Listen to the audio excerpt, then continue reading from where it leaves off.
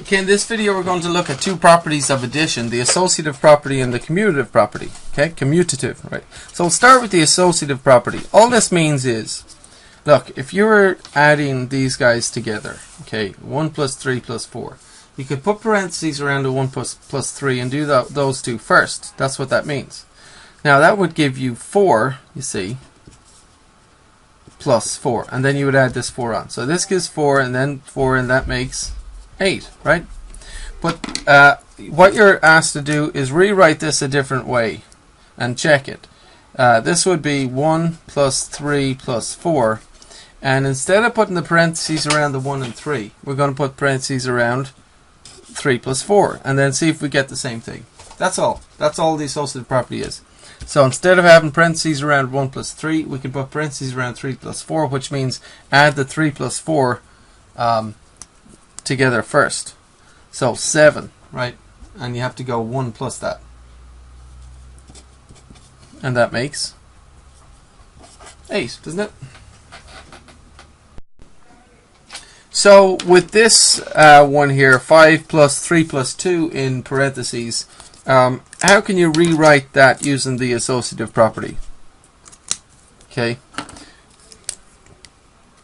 So rewriting it with the associative property, just write out the numbers first, 5 plus 3 plus 2, and then put parentheses in a different place.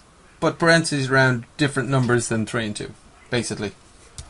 So you're just going to put parentheses around 5 and 3. Okay. So this is the answer. That's what you have to do when you're done. We're also going to check these though, because the point about the associative property is when everything is being added, it doesn't matter if you add the front two or the back two or even if there's a whole bunch of numbers. Adding is associative. You can add the ones in the back, you add the ones in the front, you'll get the same answer. So like if I add the ones in the back here, I'll get 5, and of course 5 and 5 is 10. If I add the ones in the front, 5 and 3 is 8, and then add 2 and I get 10 as well, right? Now imagine your numbers were not digits but letters, so M, N, P. In this case, of course, you can't check it because we don't know what M, N, and P really are, what the values are, but you can rewrite this with the associative property. So here, like, this is saying add the first two numbers to begin with, and you can put parentheses somewhere else, right? So where else could you put parentheses around what two numbers? So this is like saying add the front two numbers to begin with, and I could put parentheses here and say, well, you could also add the back two numbers to begin with, and you would still get the same answer in the end, no matter what the numbers were. So M, N, and P could be any numbers. But in any case, this is what you're supposed to write down. Okay, rewrite using the commutative property, 3 plus 4, 5 plus 2, M plus N. Well, 3 and 4 is what? It is 7, right? Now 3 plus 4 can be written as 4 plus 3, and this is the answer. You're supposed to write down 4 plus 3 because 4 plus 3 is 7. Okay, so commutative means to travel or to move from one place to another. So I can move these guys from one place to another, and they will still add to give the same thing. So 5 plus 2 is the same thing as what plus what? 5 plus 2 is the same thing as 2 plus 5, right? Because in both cases the answer, of course, is 7, right? That's 7, that's 7. So we have commuted, we have moved these numbers around, and we get the same answer. So we can move things around when we're adding. How about M plus N? M plus N is the same thing as N plus M, okay?